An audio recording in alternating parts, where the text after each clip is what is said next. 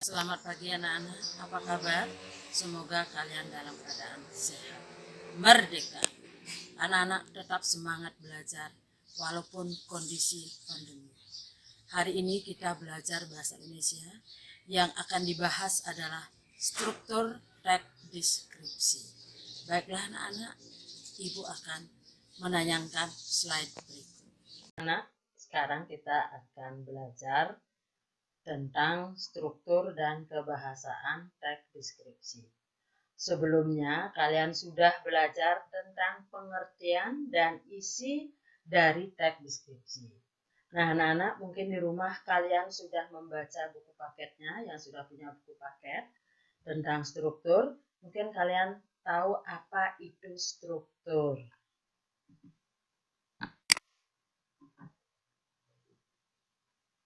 Apakah kalian tahu apa itu struktur?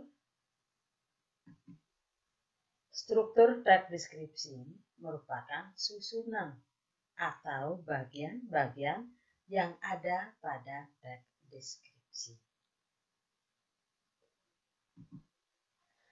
Pengertian struktur menurut Kamus Besar Bahasa Indonesia yang disingkat menjadi KBBI adalah cara sesuatu disusun atau dibangun, disusun dengan pola tertentu, pengaturan unsur atau bagian dari suatu objek atau sistem. Nah, struktur teks deskripsi terdiri atas 1. Identifikasi, yang mana isinya adalah objek yang akan dideskripsikan. Lokasi, pernyataan umum tentang objek. Yang kedua, deskripsi bagian. Isinya perincian bagian objek, tetapi diperinci berdasarkan tanggapan atau subjektif penulis. Perincian dapat berisi apa yang dapat dilihat, didengar, dan dirasakan. Yang ketiga, kesan atau penutup. Kesan, harapan atau penulis terhadap objek yang diamati. Di dalam kesan atau penutup ini, tidak semua paragraf berisi kesan, harapan, atau penulis terhadap objek yang diamati. Nah, inilah struktur teks deskripsi yang sekaligus ada contoh di sampingnya. Identifikasi. Isinya tentang tenun songket Palembang merupakan kerajinan khas masyarakat Palembang. Kerajinan songket ini termasuk hasil industri rumah tangga. Para wanitalah yang biasanya menekuni kerajinan tenun ini. Itu bagian dari identifikasi. Setelah kalian perhatikan dengan baik, sudah jelas hanya berisi pernyataan umum tentang songket Palembang. Yang kedua, deskripsi bagian. Tenun songket Palembang menggunakan bahan baku benang sutra asli. Sebelumnya, benang sutra diberi lapisan benang emas yang masih berwarna putih. Kain ini ditenun dengan cita rasa tinggi. Hasil tenunnya pun sangat indah dan etnik. Kain songket Palembang mempunyai ciri khas pada motifnya. Jika dibandingkan kain tradisional lain, motif kain songket Palembang terlihat lebih rumit. Untuk menghasilkan kain songket Palembang, seorang perajin bisa menghabiskan waktu selama 3 bulan pengerjaannya.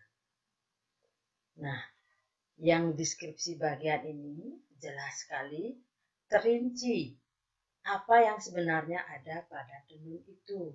Yang dijelaskan di sana sudah jelas dibuat dari benangnya, dilapisi emas, cara pengerjaannya, motifnya, itu termasuk deskripsi bagian secara detail.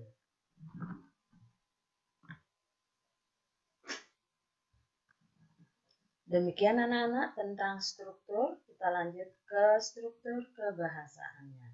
Mungkin sebelum lanjut ada yang sudah jelas paham tentang struktur deskripsi.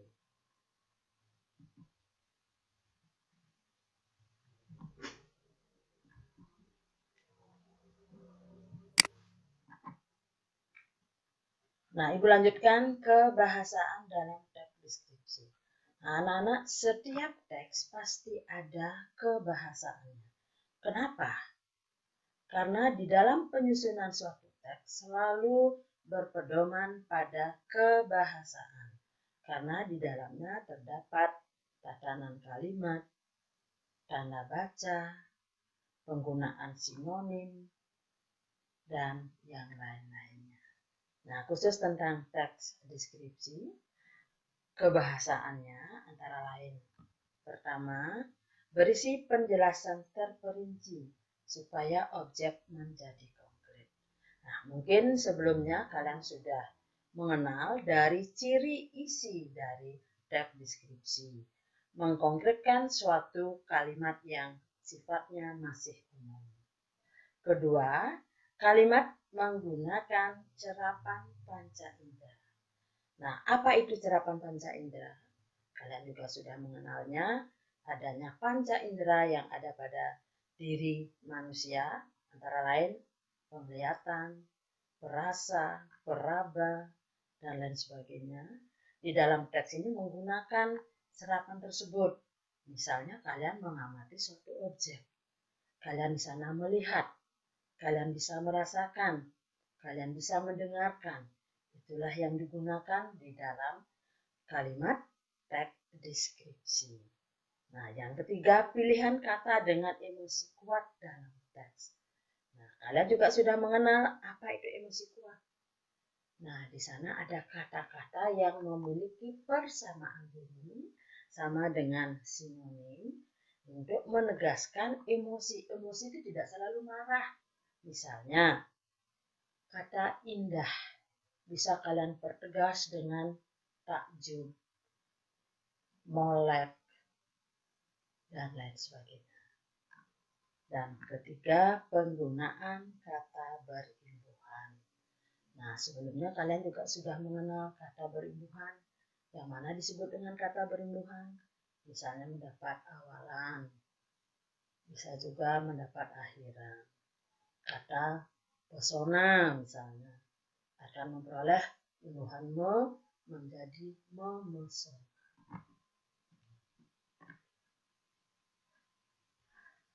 Nah, demikian anak-anak penjelasan dari Ibu.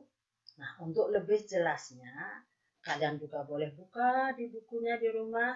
Nah, pembelajaran lebih lanjut akan Ibu lanjutkan dengan WA group.